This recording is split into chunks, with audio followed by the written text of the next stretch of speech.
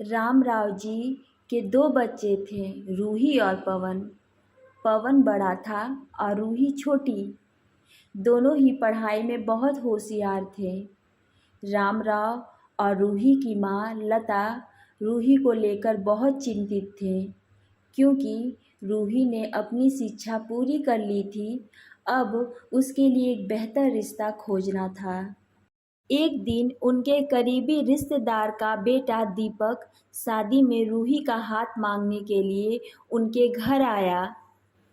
दीपक को सभी पसंद करते थे। वह दिखने में अच्छा था और एक अच्छी कंपनी में कार्यरत था। दीपक के परिवार को भी रूही पसंद थी। फिर इन सब के बाद शादी की तारीख तय हो गई। पवन और रामराव शादी की सारी तैयारियां कर रहे थे, क्योंकि शादी नज़दीक थी। सारी तैयारियां हो गई, शादी का दिन भी आ गया। पवन रूही का हाथ पकड़कर मंडप में ले आया। रूही सुंदर गुड़िया सी दिख रही थी। सुंदर नाक, आँखें, रंग गोरा, लंबी लंबी चोटी। रूही देखने में बेहद खूबसूरत थी। पवन रूही को मंडप में ले आया और पंडित जी ने रूही को कन्यादान के लिए हाथ आगे करने को कहा और उसका हाथ कांपने लगा। जिस पिता ने इस हाथ को पकड़कर दुनिया में चलना सिखाया, वही आज उसका हाथ किसी और पुरुष के हाथ में देने जा रहे थे। अपनी उस बेटी के बिना अपना बाकी का जीवन बिताना, ये विचार ही उनके लिए काफ़ी कष्टदायक था। पिता ने उसका हाथ पकड़ लिया और उसके होने वाले पति ने नीचे से उसके हाथ को सहारा दिया। कन्यादान की रस्म शुरू हुई। हाथों से पानी की एक एक बूंद गिरने के साथ पिता की आंखों से भी बूंद बूंद आंसू गिर रहे थे। अपने कलेजे का टुकड़ा दान करते समय क्या अवस्था होती है, तब वह रामराव ने जाना। वह रस्म खत्म हुई। पंडित जी ने लता और रामराव के हाथों में दियों से भरा पर्दा दिया।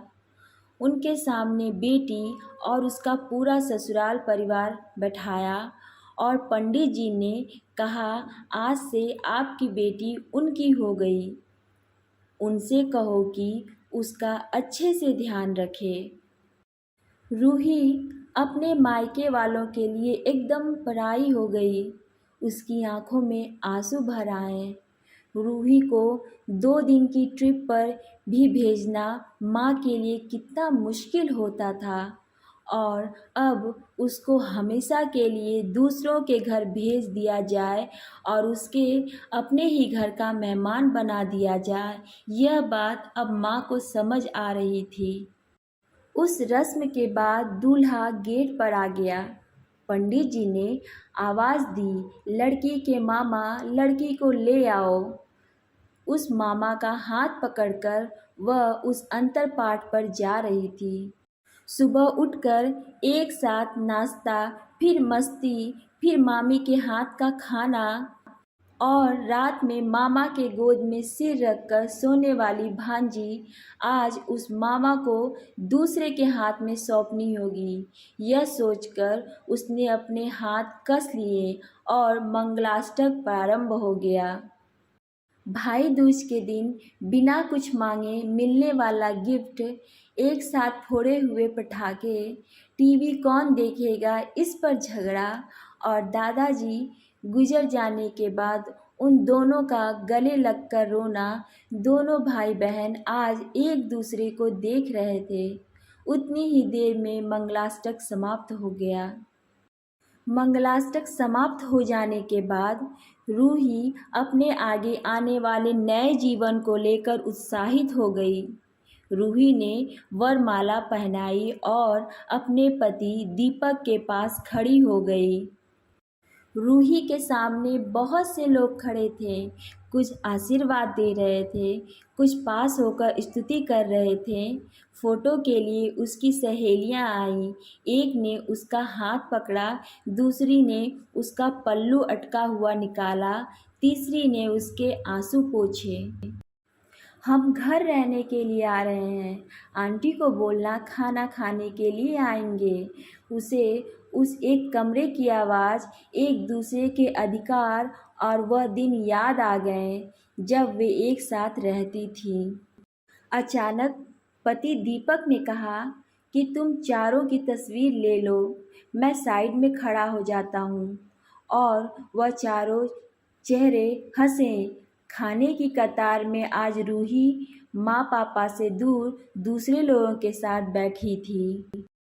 खाना खाने के बाद पंडित जी ने गौरीहार की पूजा करने के लिए बुलाया। रूही ने वहाँ मन से पूजा की। माँ ने रूही की झोली भर दी और अनीता आंटी ने कहा कि आप पीछे मुड़ना मत। रूही अचानक चौंक गई। वह आगे बढ़ने लगी। इतने सालों से बच्चे की तरह पाले उस चाचा का बांध टूट गया।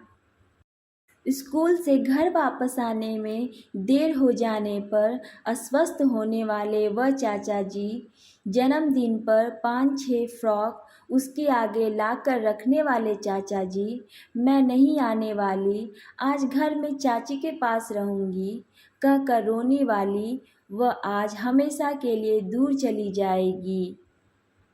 उसकी पहचान आज बदल चुकी थी। हाथों की वह हरी चूड़ियाँ, पाँव में बिछिया और गले में मंगलसूत्र नए जीवन की राह दिखा रहे थे। सास का हाथ पकड़कर रूही उस फूलों से सजी गाड़ी में दीपक के साथ बैठी।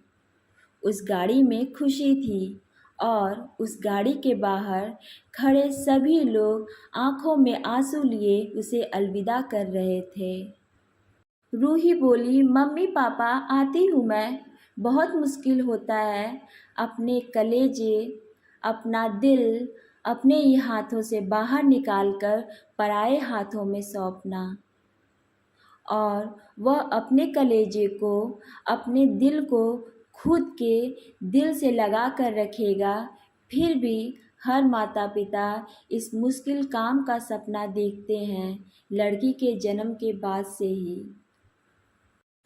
आप सभी लोगों को ये स्टोरी कैसी लगी? अगर आपको ये स्टोरी अच्छी लगी हो और स्टोरी पसंद आई हो तो प्लीज़ मेरे चैनल को सब्सक्राइब एंड सपोर्ट ज़रूर करिएगा, ताकि मैं ऐसी ही वीडियोस और अच्छी स्टोरियाँ लेके आती रहूँ। पर उससे पहले आप लोगों को मुझे सपोर्ट करना पड़ेगा, क्योंकि अगर आप सपोर्ट नहीं करेंगे तो मेरा प्रोत्साहन कैसे बढ़ेगा। प्लीज़ सब्सक्राइब करिएगा। Thanks for watching.